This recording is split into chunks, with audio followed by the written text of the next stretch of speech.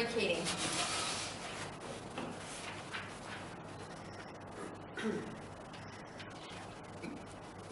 Peace was declared at the end of World War I, as we know, on this day, at the 11th hour, the 11th of the 11th, 1918. This declaration brought great celebrations, but a harsh and sobering reflection. This was, of course, the extraordinary waste of mostly young male lives.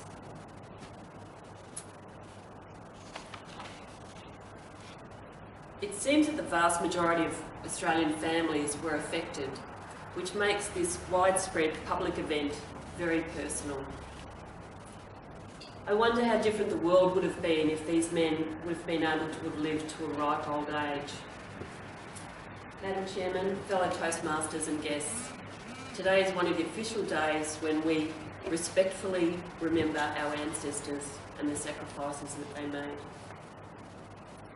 When I was in Canberra a few years ago, I went to the War Memorial as I wanted to place poppies for my two great uncles at the World War I name plaques. Some of you might know what I'm describing. It's simply name upon name upon name, and these panels start at about knee height and they tower way overhead. The panels just go on and on. The World War II name plaques span across the opposite side, but the World War I names vastly outnumber them.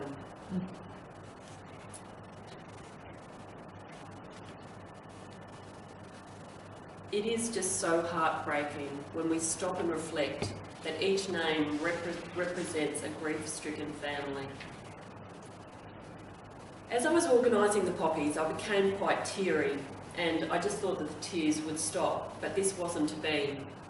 It's a very interesting place, and I wanted to stay, so I took myself off to have a cuppa just to regather myself. But I just found it so overwhelmingly sad, and I couldn't stay. My sister's been to Gallipoli in Turkey and the Western Front in France, but I just can't imagine being able to visit either of them. My mother's father, who we always called Pop, was too young to go to World War I. One brother enlisted, and he was killed at Gallipoli.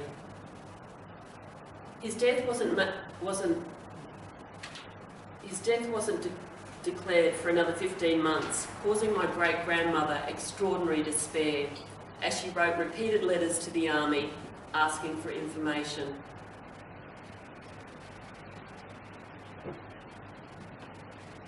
Before his death was made official, the next son joined up. He was officially killed in France on the Western Front 13 months later. No trace of him or his belongings were found, but the army were adamant that he died. So of course there were more anguished letters from my great-grandmother begging for reassessment, as some of his friends had reported sightings of him. But this didn't sway the army, they just referred to him by number and not by name. My great-grandmother became quite obsessive in despair, and she would drag my Pop to the quay in Sydney every time a ship docked, and she would plead with him. She would plead with him to search the face of every disembarking soldier. Kate, my great-grandmother, died within a few years. Her death was recorded, the cause of death was recorded as neurasthenia. This is an expression that we no longer hear, but it essentially means that she died of a broken heart. My mum and her two sisters never met these two uncles. This is hard for me. William John Dennehy was killed in action at Gallipoli on August 7, 1915, aged 21.